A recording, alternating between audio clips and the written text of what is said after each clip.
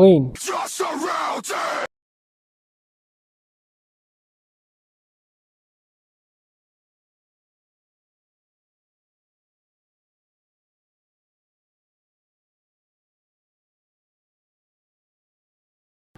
I'm here today doing a tutorial on how to use our LC with grow bags.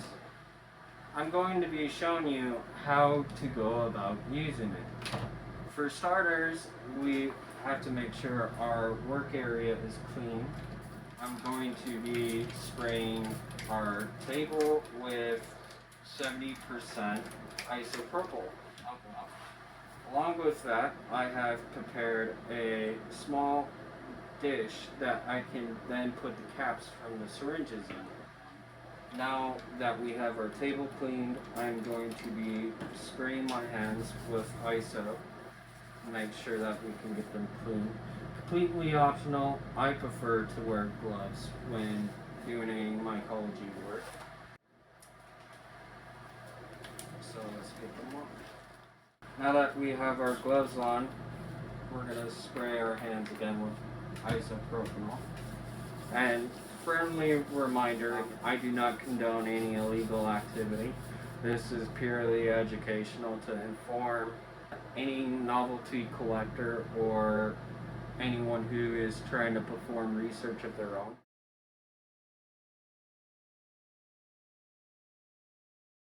Alright, now that we have our area cleaned and ready, let's now get our syringe ready.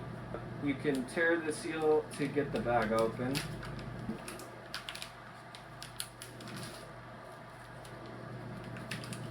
Optimally, you want to be doing this either in a still air box or in front of laminar flow.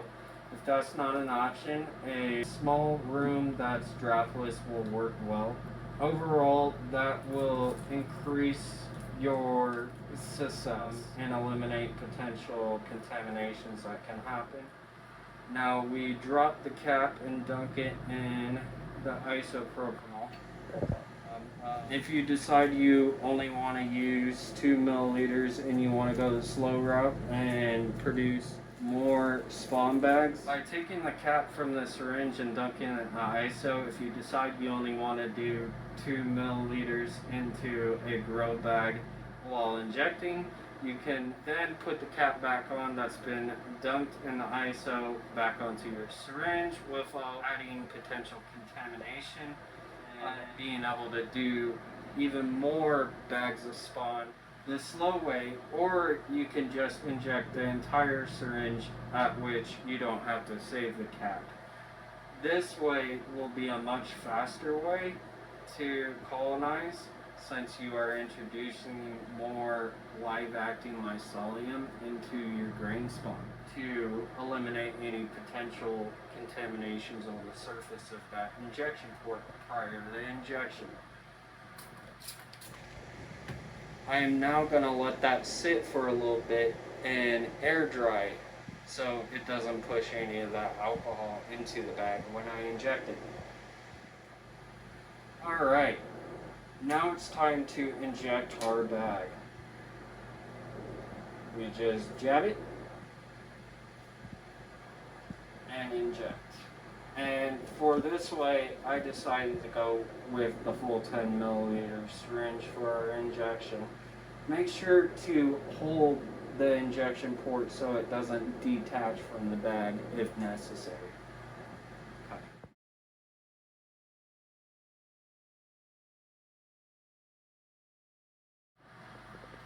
For this isn't a fully colonized bag, it's actually a new bag, but I'm going to be using it as a demonstration. As for what you'll do for the shake and breaks, imagine that you're coming up on your first shake and break 3%. We're gonna gently massage the white clumps that form in a bag of mycelium, breaking it up and getting it nice and loose back to instead of giant clumps. And then after we have that broken up, we will shake, rotate, shake some more. rotate, and shake.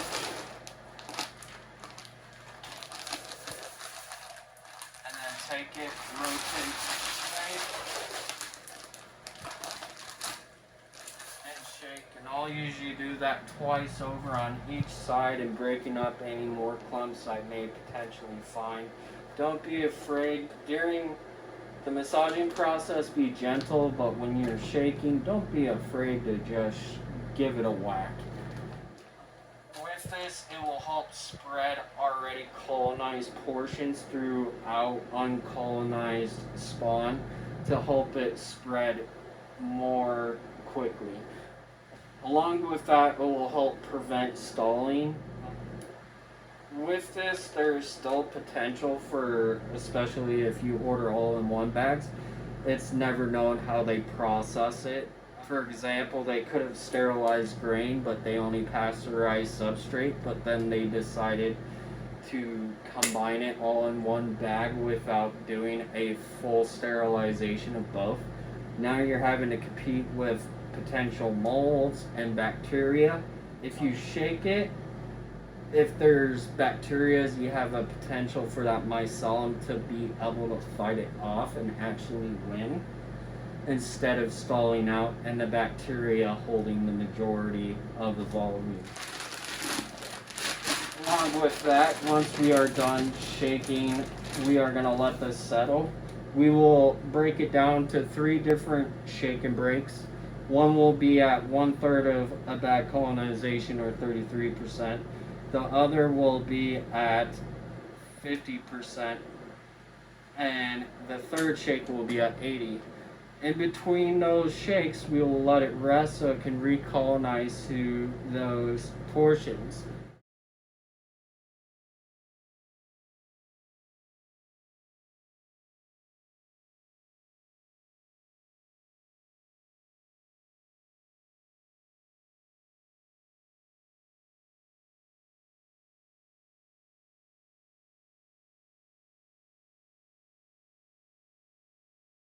Once it's fully colonized, we can then put it in our tubs and break it up into fine bits and combine with substrate. Unless you're using an all-in-one bag, then you already have the grain and substrate. You just need to break up, mix, pour, and pack down. You can either use mono tubs, shoe boxes, or do the rubber band method. For rubber banding, you just put a rubber band around the top portion of the bag to prevent side pinning, a lot like how the mono tub has a liner.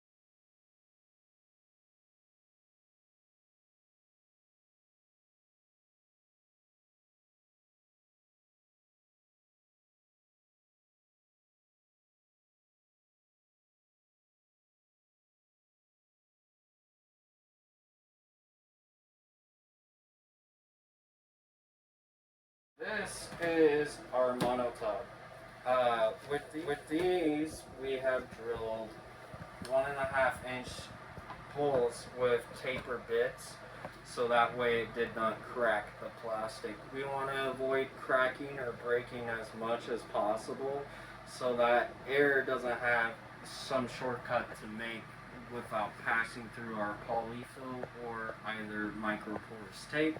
This will act as a filter to try and eliminate any potential contaminations that could come into the tub, while still being able to get fresh air and expel CO2 to prevent potential stalling from lack of oxygen. And with that, we also made a liner out of a black trash bag.